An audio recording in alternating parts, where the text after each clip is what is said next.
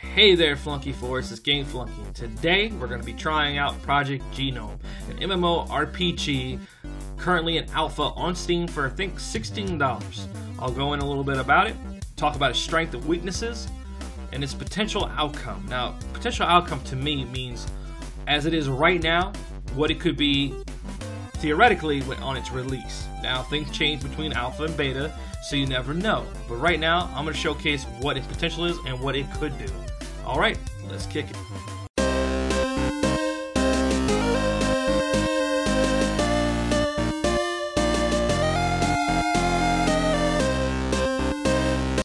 Now, one of the things that need to be addressed when you're approaching an alpha, especially one that is probably still riddled with bugs and things of that nature, is there are going to be obvious mistakes and things that need to be fleshed out.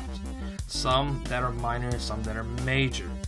But one of the things I do want to address, there isn't really a character creation system. There isn't. They are saying they're going to work on that, just like they're going to work on the skill system. But just to let you know, if I'm not showing that, I'm not going to show that because it doesn't really do anything for the alpha potential part. But there are certain little quirky things that might seem weird, like spawning randomly in a fern, which, yeah. Oh shit. What the? Oh god. Yeah, it was weird. So to start off with what I think the game's greatest strength as of right now is the skill tree. Because not only is it intricate and well designed and thought of, it also shows a potential, a great potential, that these game developers are trying to achieve. If you look at the tabs, some of them say space and domestication, I think transport, dropkicks. I don't quite remember everything, but what it shows is that they have an idea of either going to space or a very long distance of travel, which is really neat. Which creates this idea that maybe we'll see space exploration, which I think is what they want. Talking into the aspect of the guns, which you see right here, we're going to delve into their skill tree system. It's pretty simple. As you level up, you acquire points. Those points can be applied to a specific tab. In this case, let's say the assault rifle tab. When you want to increase your level of proficiency with that weapon, you just apply a point into each little bubble. As you increase up to the next level or to the next bubble, it allows you to have access to either special types of attacks or maneuvers, or lets you use higher power weapons or armor or next level crafting, or using different types of mounts. That last part is a guess, but I think that's what they're going to do. This skill tree speaks immense amount of what they can do and what they are hoping to do, which I really like that because it gives you that edge and that design to create your character to the way you see fit and the way you want it to. So I like that a lot. Time to kill some bugs. Alright, as you guessed it, we're talking combat here. Now the combat isn't really crazy stellar. I don't know, I wasn't able to get too much into it because there was a sort of bug in the game that I'm having issues with. But as the combat that I played so far, it was really neat. Very simple, very well thought out. Wasn't too crazy, it was just point, click, and shoot. There's no tab targeting. Just hit Q, roll your mouse, and just switch between weapons. What's really neat though is the enemies here remind me of the arachnid from Mass Effect, which I don't know why I had that whole thing. I don't know why that popped in my head. If you saw right there, there's that mound right there. Apparently it's some kind of mini event that they do that goes on. Other than that, the combat's pretty much straightforward. There was nothing really that popped out.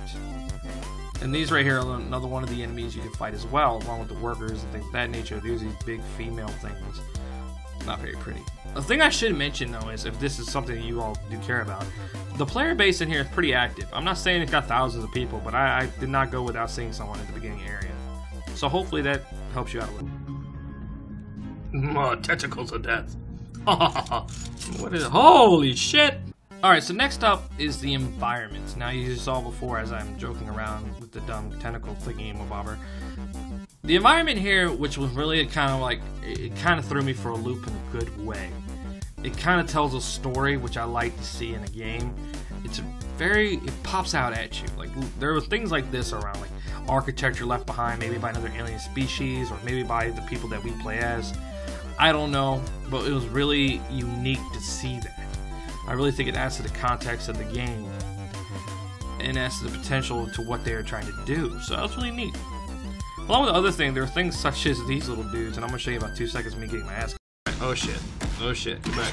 Go back. Go back. Go back. Oh no. Nope. No, nope. Nope. No, no, no, no, no, no, no. Nope. Back. Back. Back. Back. So as you see before, yeah, things didn't go quite my way. But it was neat. One of my big complaints, though, with the game was there was too much activity towards the beginning area. Maybe it's just because it's alpha, but in my opinion, that was one of the big killers for me, besides this, what you're about to see next after I talk about this. But one of the big killers was the fact of a lot of the area of the game that you explore in the alpha, and like I said, it could be just because it's alpha, was condensed in this one open area where you do nothing but fight the bugs. And one of the big bugs, no pun intended, that kind of irked me about the game right now in the alpha, which you're going to have to experience, I'm just giving you a heads up. When you go back to base and you leave Harbinger, which is where the quest takes place, your quest status, like your completion, goes away. It like resets, and it kind of like killed it for me. It's kind of one of the reasons why I stopped, because when I had got done, turned the quest and everything, got my weapon, when I went back outside, left the camp and go back outside to Harbinger, I lost both the weapon and my quest status. So I had to redo everything again, or at least redo the part that I had to do before when I went in. That kind of killed it for me. As far as, you know, alpha, I was like, alright, it's alpha business. But my advice to the Project Genom is to, please, love of God, stretch out your beginning area. Don't like have everyone burnt out fighting bugs. Like, make a big bug that walks around and like eats people like that. Something cool, something to keep them involved, something to keep pushing it along. I could be wrong though. Time to turn my question. Question. So one of my last complaints as far as alpha, and again, potential, what could change over time, is that not a lot of it's voice acted. From what I'm gathering, it's made in Russia, because there's certain characters in the game that'll speak in Russian. I'm assuming it's made in Russia. I'm going off that instinct. Maybe very bad, and stereotypical of me, but the voice, there's no real voice acting besides maybe a couple of things that are said in there. And it's said in the beginning to you by whoever helps you break out in the tutorial, which I'm not going to showcase that. That tutorial was annoying as shit. You know what made that tutorial annoying though? Is the fact of the way your guy just was a bad voice actor. That was really what it was. It's like the guy that voiced you just doesn't appeal to me. Like, I don't know why, I just could not. I'd rather him not say a damn thing because it was that bad. That was the worst thing for me with voice acting. As far as I know, if they keep it like that, that's gonna kill it for me. And I hate to be a picky little bastard, but that was about it though. So that's it. That's pretty much Project Genom in a nutshell. The only other thing I can say is they got to work on the quest system, but that is something I never really talk about in alpha because that's up to the developer and how they want to change the game. But other than that, I liked it. I liked it for what it was, and my potential outcome as of right now is a 6 out of 10. That's potential outcome. That is not release outcome. That is not what I think it will be released. That is potential. 6 out of 10. Because the bugs, like some of the bugs are just fucking bad. There's one bug that you just keep loading in and out between Harbinger and the control base, which I hold them responsible in the sense that they'll have to fix that bug, but it's not like something's like, oh shit, you did that, that's your fault. No. That just comes with the territory in alpha. But other than that, I mean, they just need to keep away from getting everybody burnt out in the beginning area. That's going to be like the big key thing, is if you're about to open up this big world and exploring different things, and your story's not really that strong, that was another thing, the story isn't really that strong, to me, because it's not voice acted, and I'm not going to read like a paragraph worth of information, then you need to have an environment that engages the player. That's about it. That's it. If they can make their environment very engaging, get away from like just the harvesting and beating the shit out of bugs at the beginning area, I think they do great. I think they would. I think it is. So my final score for this game is 6 out of 10. Potential 6 out of 10. So I hope you enjoy it. I'll see you next time. Here's a little clip of something funny that I found in the game. And alright, you know the deal. Links in the description below. Like and subscribe if you enjoy. Bye-bye.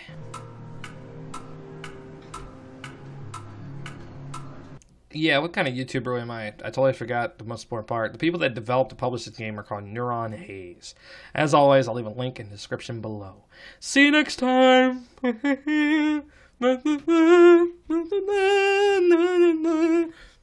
Bye.